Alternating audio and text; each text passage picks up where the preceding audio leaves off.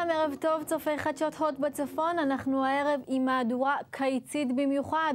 לקראת סוף השבוע החלטנו שמגיע לכם לברוח קצת מהמציאות היומיומית, ואנחנו נשתדל להנעים את זמנכם ב-27 דקות הקרובות.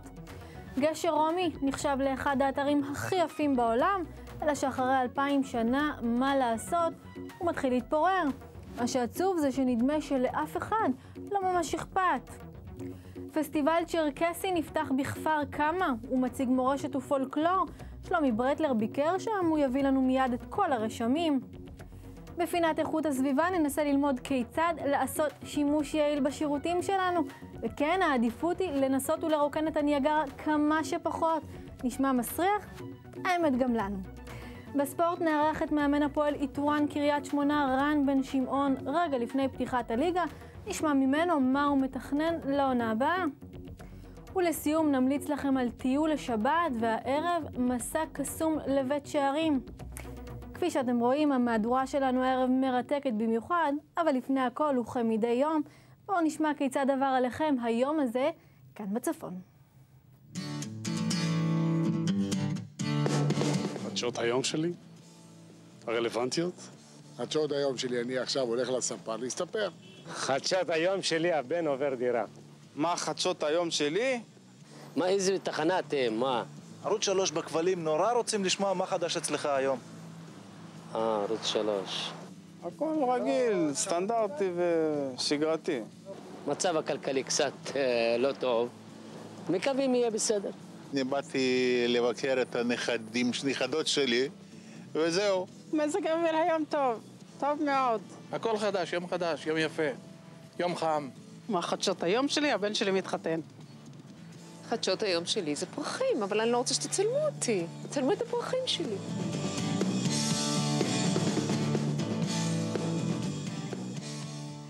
אנחנו עם הנושא הראשון שלנו לערב. הגשר הרומי על הירדן ליד קיבוץ גשר מוגדר על ידי הארגון הבינלאומי כאחד מ100 אתרים היסטוריים נחשבים בעולם. אבל הגשר שנבנה לפני 2000 שנה מתפורר, ואיש לא מוצא את התקציבים הנחוצים לשיפוץ אתר שבקלות יכול להפוך למקום עלייה לרגל של תיירים מכל העולם. אדי קנבסקי עם הפרטים, צילם רמי חוכמה. ב-1948, עם פלישת מדינות ערב לעמק הירדן, פוצצו חבלני חטיבת גולני חלק מהגשר הרומי הקדום כדי למנוע את התקדמות האויב. בחלוף השנים, חלקים מהגשר החלו לנשור לתוך הנהר. ברגע שמקשת נופלת האבן הראשונה, אז כמובן שמתחילה נסיגה של העמידות הקונסטרוקטיבית של הגשר הזה, והוא עלול בבוא הזמן, ואנחנו לא יודעים מתי, להתמוטט. הגשר הרומי, או בשמו הערבי ג'יסר אל-מג'מה, הוכרז כאחד מ100 האתרים שנועדו לשימור בעולם על ידי ה-World Monuments Fund, העמותה העולמית לשימור אתרים, ועלות השימור אגב מוערכת בכ$1,000,000. כל החשיבות היא בידע שאתה עומד על איזושהי היסטוריה שאתה מבין, והאדם מבין שהוא לא המציא את הגלגל היום, אלא הוא נמצא על איזשהו רצף. לפני יותר מ2000 שנה צעדו כאן הלגיונרים של האימפריה הרומית, שבוודאי חשבו לעצמם שהגשר החזיק מעמד ממש כמו האימפריה שלהם. אז האימפריה שלהם כבר מזמן לא קיימת, והגשר עדיין עומד על תילו. אולי האימפריה היהודית היא זו שתביא להתמוטטות שלו. מאז הסכם השלום סוכם על סיפוח של מחצית הגשר לירדן. כתוצאה מכך, גם לצד הירדני ישנו אינטרס לשמר את הגשר. כבר עכשיו החלו המגעים עימם. הגשר מחפש גורם שיממן את העבודה החשובה שצריך לעשות פה מבחינת שימור. כעת לנושא אחר לחלוטין. אתמול, יום השנה לסיום מלחמת לבנון השנייה, נערך במחוז הצפוני של המשטרה דיון מקיף בנושא מוכנות העורף למלחמה. בדיון השתתפו נציגי המשטרה, מד"א, מכבי האש, כמו כן ראשי רשויות ואחראים לביטחון בעיריות השונות. הכנס נערך במטרה לרענן נהלים לקראת אפשרות של חידוש הלחימה בצפון. כתבנו קובי מנדל מוסר כי מארגני הכנס הדגישו כי אין כל מידע מודיעיני על חידוש הלחימה, והכנס נועד אך ורק לרענון נהלים והסקת מסקנות. ראשי הרשויות המקומיות שהשתתפו בכנס תקפו בחריפות את הממשלה ששנה אחרי המלחמה לא עמדה בהבטחות ולא העבירה לרשויות את התקציבים שהתחייבה עליהם. הכנס אתמול היה חרטבונה בריבונה.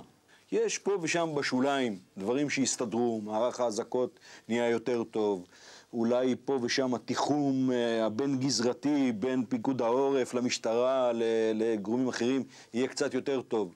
מעבר לזה, שום דבר משמעותי לא קרה ולא יקרה. אנחנו עם תזכורת אחרונה לשאלת הסקר שלנו לשבוע הזה. כיצד אתם, צופי חדשות הוט בצפון, מתייחסים אל האירוע שהתרחש בסוף השבוע בעיר העתיקה בירושלים? האם התקרית בירושלים היא אירוע אחד לא מייצג של קיצוני או אולי של תימהוני? או שלדעתכם הוא מייצג מגמה בקרב ערביי ישראל? התקשרו אל התא הקולי שלנו 057-700-127. אם אתם סבורים שמדובר באירוע חד פעמי ולא מייצג, הקישו 01. אם אתם סבורים שמדובר במגמה, הקישו 02. אנא השאירו לנו הודעות, כפי שאתם עושים מדי פעם. אנחנו כמובן נשדר כמה שיותר הודעות במהדורות הקרובות של חדשות הוט בצפון.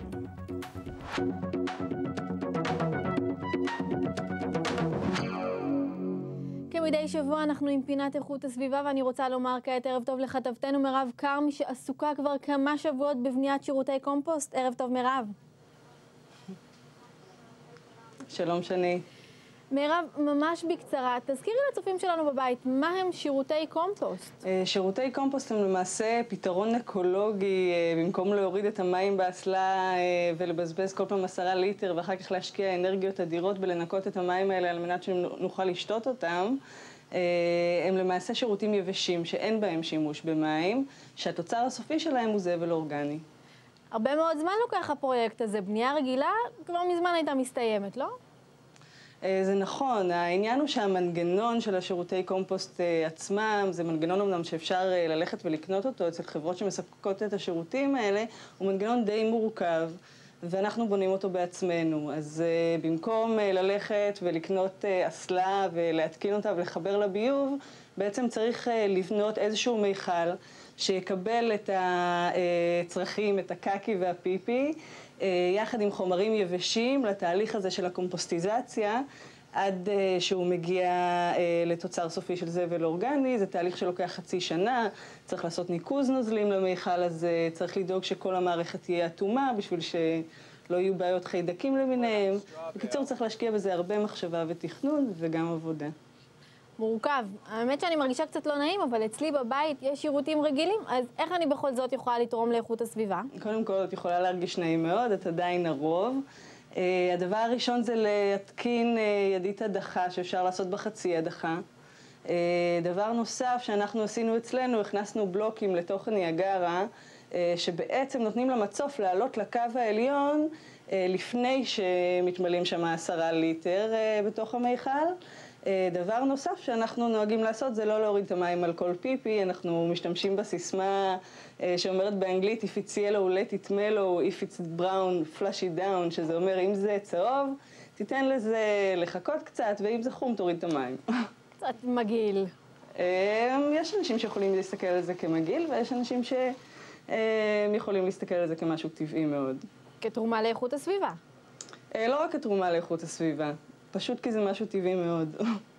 לסיום, מי שרוצה לבנות לעצמו שירותי קומפוסט, כיצד אפשר לעשות זאת?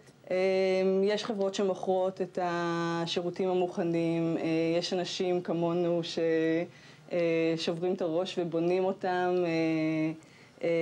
מעבר לזה יש גם מערכות רגילות שהן בעצם דלי, שמושב האסלה יושב מעליו, ועושים את הערבובים שם, ופשוט צריך לפנות אותו יותר פעמים.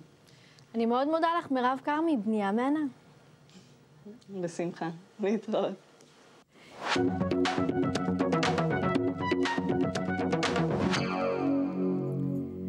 היום ומחר יערך בכפר הצ'רקסי כפר קמא ביוזמת המועצה המקומית והמרכז הקהילתי ובשיתוף המועצה לשימור אתרים, הפסטיבל הצ'רקסי הבינלאומי הראשון.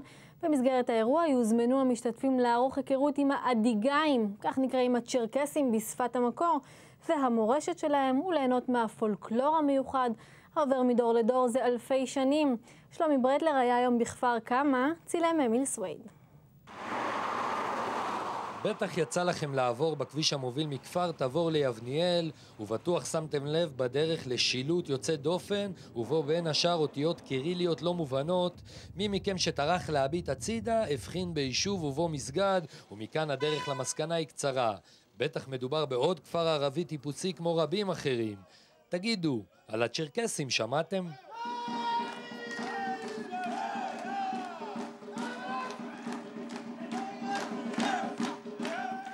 עכשיו יש לכם הזדמנות להכיר מקרוב את התרבות והמסורת של העם הצ'רקסי, במקור מערי הקווקז בחבר העמים, בסך הכל מיעוט של כמה אלפים בישראל, שהגיע לכאן בדרך לא דרך לפני כ-140 שנה.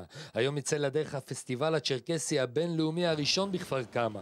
זה קודם כל מקנה לנו שניכנס לסבב הפסטיבלים במדינה, ושיהיה תאריך קבוע, ושכל המדינה ידע שיש פסטיבל, ושידע שיש צ'רקסים במדינה, שיש תרבות אחרת גם. כן, גם הצ'רקסים רוצים להיות במפה, הרי בוא נודה באמת, רובנו לא ממש יודעים מי הם, עם שדתו היא האסלאם ושפתו ייחודית, חברה סגורה ומסורתית, עם הווה ישיר ומנהגים ייחודיים.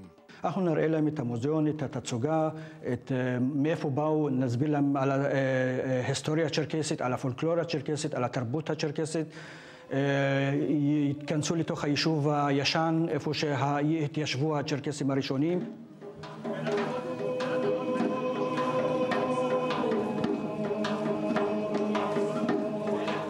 פה יהיה מחר דוכנים לממכר מאכלים צ'רקסים, גבינה צ'רקסית, אולי גם חפצים אותנטיים צ'רקסים. והקהל מוזמן בהמוניו. יומיים יימשך הפסטיבל, יומיים שהכפר יהיה פתוח ויותר ממוכן להזמין כל אחד להיכנס, להרגיש מקרוב, לראות להקות אותנטיות שהגיעו מטורקיה ומהקווקז, ובעיקר לדעת קצת יותר מי הם באמת הצ'רקסים. הפסטיבל הזה יימשך עד מחר בערב. שווה להגיע, נשמע מעניין. כוכב נולד קטן עלינו. הם נמצאים בכל מקום, בכל פינת רחוב, ומכניסים קצת שמחה לחיינו. תמרה פטלביץ' יצאה לבדוק מה עומד מאחורי נגני הרחוב, וגילתה שמדובר באנשים עם שליחות. כי בירושלים אפילו גיטרה מקרטעת היא תפילה ומפוחית, היא קריאה לשלום. הנה.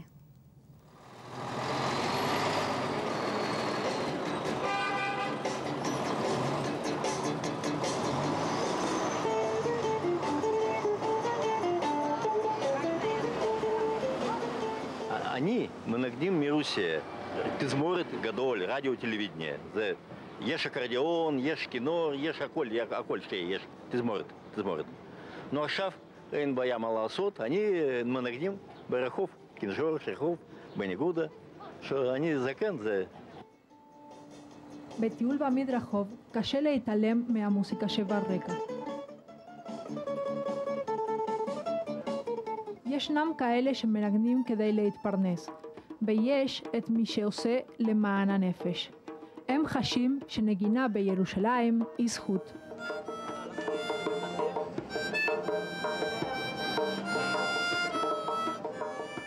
אנחנו באים למדרחוב לפעמים לנגן בשביל עם ישראל, לשמח אותם, כי מוזיקה זה משהו שמחבר את כל העם, מכל הדורות. ודרך המוזיקה אולי נוכל למצוא איזה משהו משותף שיביא שלום בית וצו פיוס בין העם.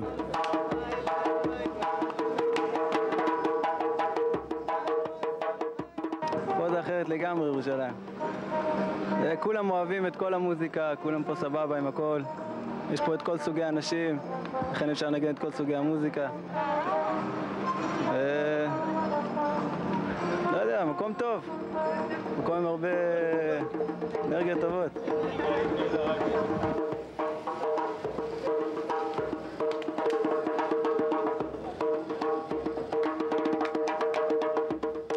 מה אני אגיד על הנגני רחוב? הם עושים לי את היום. כאילו, אתה בא לפה והם עושים שמח במדרחוב. כי זה כיף, כי זה תרבות רחוב, כי זה משהו שחסר בישראל. שינגנו, שימשיכו, שינגנו, שיעשו הרבה טוב פה. חסר, צריך עוד. הנגנים מאמינים ששפת המוזיקה משותפת לכולם, ואיתה אפשר להשיג חיבור, הבנה ואהבה. תמונה מושלמת מדי? באומנות הכל אפשרי.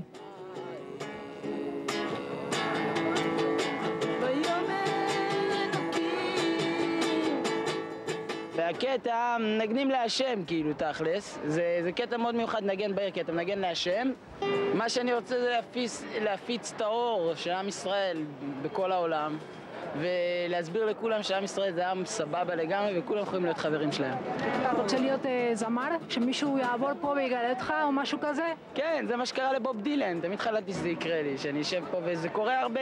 בשביל הקהל המזדמן, העיקר היא המוזיקה שברקע, המתנגנת בזמן שחוצים את המדרחוב. כי מי לא אוהב מוזיקה?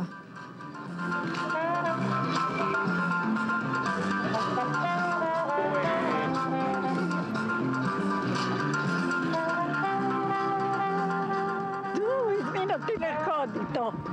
צעיר כזה, תראי כמה צעיר. ואני מבוגרת, אפילו אני לא יודעת כמה אני.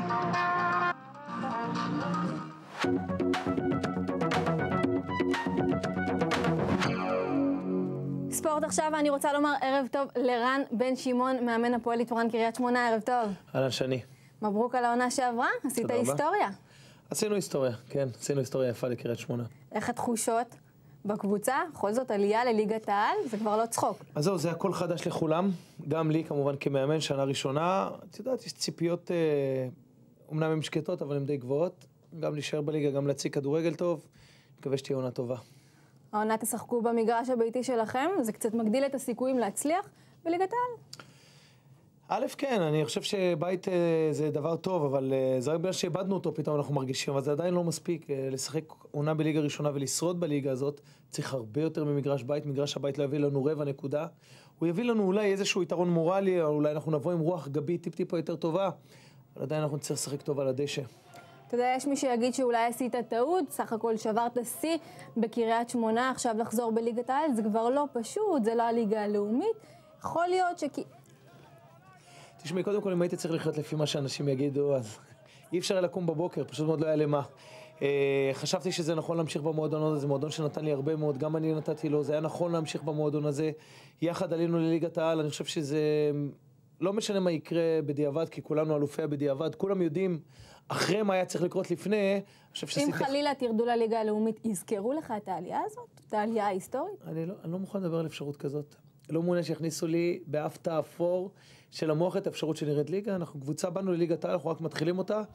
אני בא עם ציפיות גבוהות ומחויבות גדולה. אני לא מעניין אותי לדבר על ירידת ליגה. אתה יודע, זרים עדיין מגיעים לקבוצה, השבוע הגיעו זרים, הסגל עדיין בשלב של התהוות.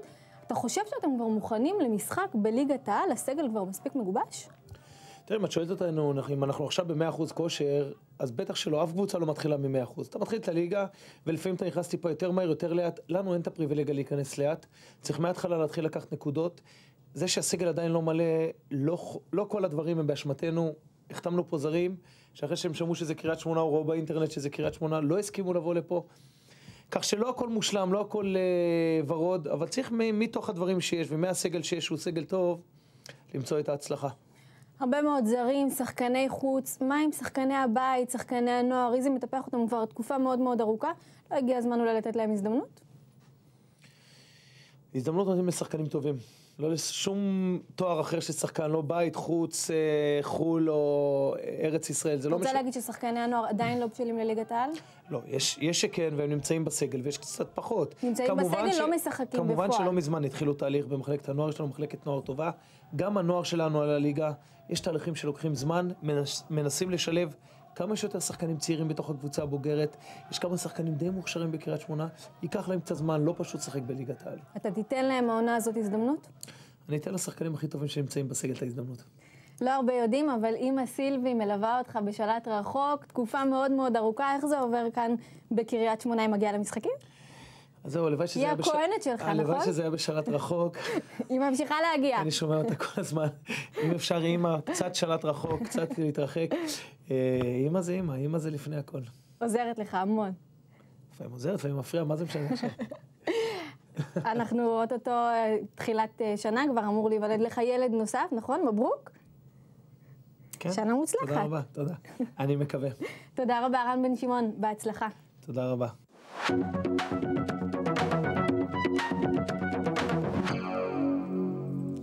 לפני סיום אנחנו עם המלצה לטיול, והערב בית שערים ליד קריית טבעון.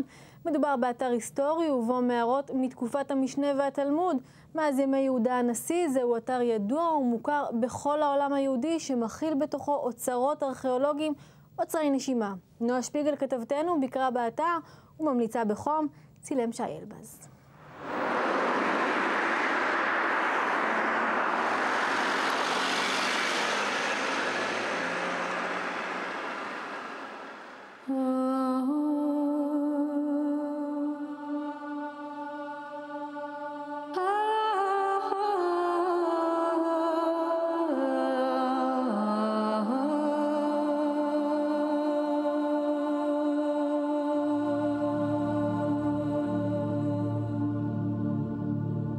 בית שערים העתיקה הייתה עיירה שקטה ומנומנמת ממש כמו קריית טבעון לפני הופעת עידן בתי הקפה, עד שיום אחד הגיע לשכונה בחור חדש, מגה סלב ברמות של אז, ושמו בישראל רבי יהודה הנשיא.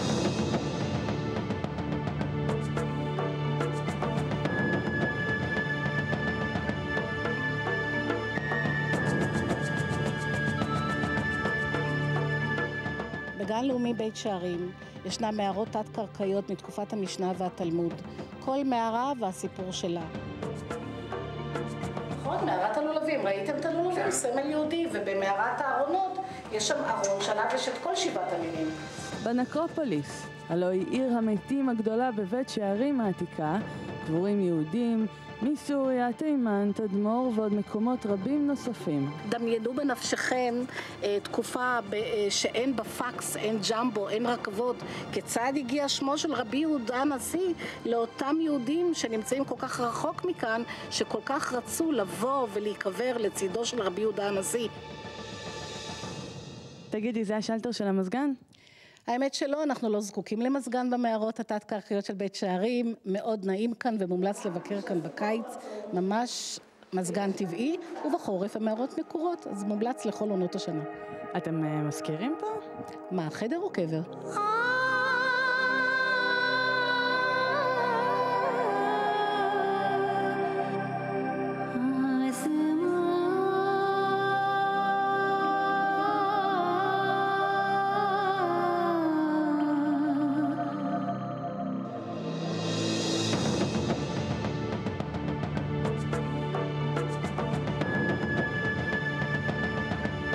בית שערים העתיקה שוכנת ליד קריית טבעון.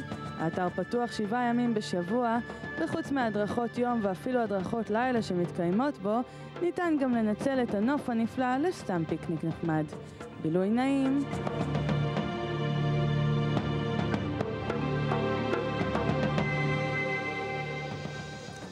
אנחנו נפרדים עם תחזית מזג האוויר הערב על רקע תמונות מאזור כרמיאל.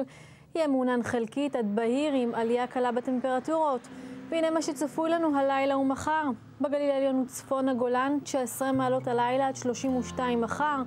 בגליל התחתון ובדרום הגולן 20 מעלות הלילה עד 31 מחר. ובעמקים הצפוניים 23 מעלות הלילה עד 35 מחר.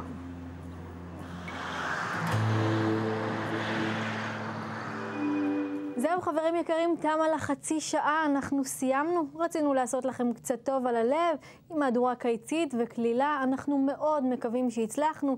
מחר תשודר התוכנית מהאולפן המרכזי בתל אביב, בסוף השבוע אני אהיה כאן שוב עם תוכנית הלקט שלנו. שיהיה לכם ערב נפלא, להתראות.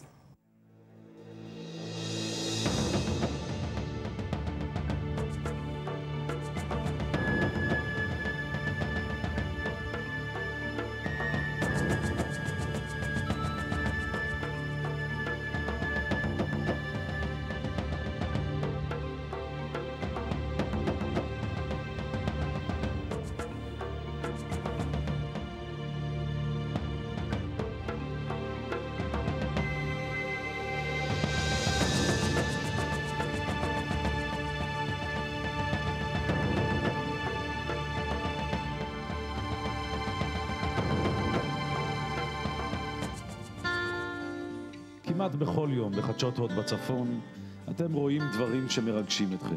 לפני שהלכה לעולמה היא אמרה לי, תמיד תיתן פרח. מי שנותן לך אהבה, תן לו את הפרח. אנחנו שומעים את הכעס שלכם תעדמי המדינה שלי, ואני מתביישת! השארתם את בעלי מתחת למים! ואם מתאפשר, משדרים דברים שמשמחים אתכם. קריית שמונה, השומרת על גבולנו הצפוני. עכשיו יש לכם אפשרות לשמור לכם משהו מהחוויה של חדשות הוט בצפון.